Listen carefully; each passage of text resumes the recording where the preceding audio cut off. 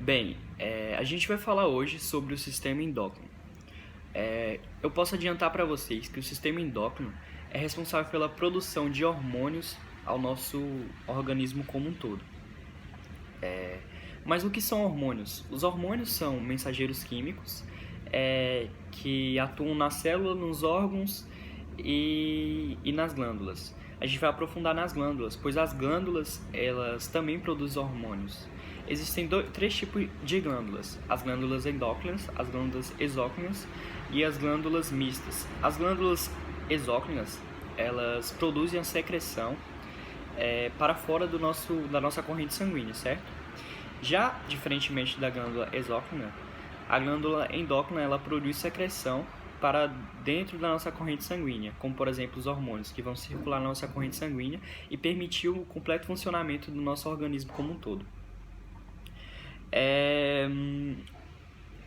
Bem, os hormônios também, falando um pouco dos hormônios, que são a secreção das glândulas, eles têm origem proteica e lipídica, certo? Eles também são específicos, ou seja, um certo hormônio que tem uma função, por exemplo, no rim, ele pode não ter a mesma função no fígado, pois eles são específicos, certo? Por isso que existem muitos hormônios, e mais à frente vocês vão saber os nomes desses hormônios. Eu vou citar alguns aqui para vocês, para quem está assistindo. Existe a hipófise, que é considerada a glândula mãe, que permite o funcionamento de várias outras glândulas. O hipotálamo, tireoide, é porque os nomes são complicados. Paratireoide, adrenais, pâncreas, pinéu, timo, fígado, rim, coração, estômago, os testículos. Vocês vão, mais à frente vocês vão saber que, por exemplo, o órgão, o estômago e o pâncreas, eles não têm a principal função deles não é necessariamente produzir um hormônio, mas eles são considerados glândulas endócrinas, certo? Pois eles produzem secreção de hormônios para a nossa corrente sanguínea.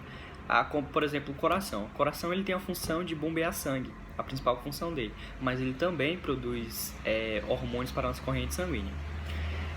Agora eu vou falar para vocês sobre um processo que ocorre no sistema endócrino, que é a retroalimentação. Como é que eu posso explicar? Eu vou mostrar aqui. Não sei se dá pra ver.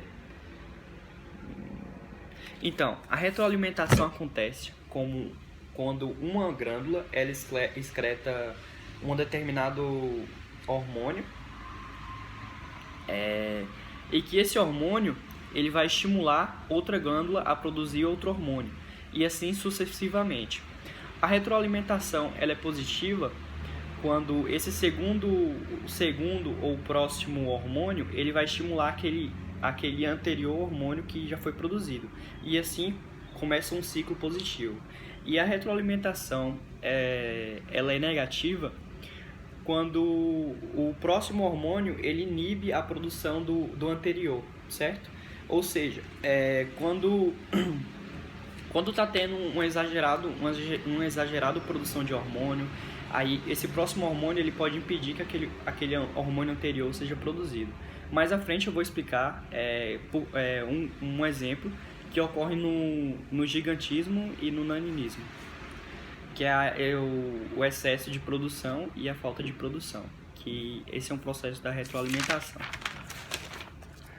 Bem, vou falar agora, eu vou aprofundar na glândula endócrina, a hipófise. A hipófise, como eu já disse, a hipófise é a glândula mãe. Ela é do tamanho, a gente pode comparar ela com uma ervilha, certo? Ela fica localizada aqui no centro da nossa cabeça, cérebro, sei lá. E tipo, se a gente pegar uma linha e colocar e traçar uma linha na horizontal e uma linha aqui na horizontal e na vertical, sei lá, o ponto de encontro vai ser a localização da nossa hipófise. Então, a hipófise ela é dividida em adenohipófise e neurohipófise. O que isso quer dizer? A neurohipófise ela se situa um pouco atrás e ela vai armazenar determinados hormônios, certo? Ela só tem a função de armazenar. E ela é um subproduto da nossa hipófise, certo? Ela fica meio atrás, armazenando certas substâncias. E a adenohipófise, ela é responsável por produzir determinados hormônios, como o nome é complicado, adrenocorticotrópico, conhecido como também ACTH. Ela produz adrenais e também é responsável pelo controle hídrico do nosso corpo. A hipófise, dividida pelo lado adenohipófise, ela vai produzir também a tireoidetrópico, a TSH, que é responsável por estimular a nossa glândula tireoide. A glândula tireoide também estimula, ela também produz outros hormônios, certo? E consequentemente ela vai aumentar nosso metabolismo. Ou seja, quando a pessoa ela se apresenta meio com sono, meio cansada, meio assim, sem ânimo, quer dizer que a glândula tireoide ela não está tendo a sua função completa, certo? O seu metabolismo está baixo. E que a hipófise ela vai atuar nessa glândula também, através da tireoidetrópico, TSH.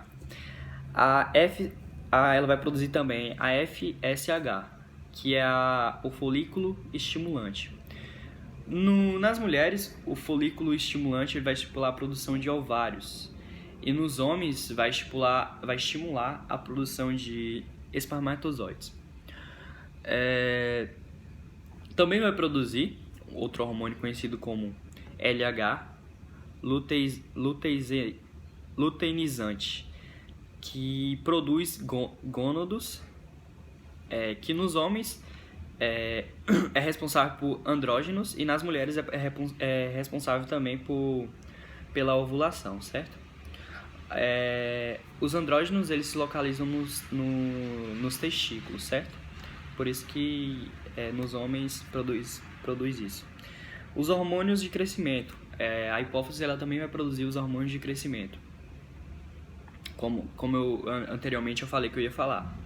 Os hormônios de crescimento a hipófise vai produzir, e o excesso dela causa gigantismo e a falta dele causa naninismo. Por isso que eu estava falando que quando uma certa glândula ela não para de produzir, ela produz o excesso dela causa problemas, como também a falta dela. Por isso que uma determinada outra glândula tem que dar informação para ela parar de produzir, que é a retroalimentação negativa. E quando ela precisa produzir, outra glândula vai lá e dá a informação que ela precisa, que é a retroalimentação positiva. E assim o ciclo continua, certo? A hipófise ela também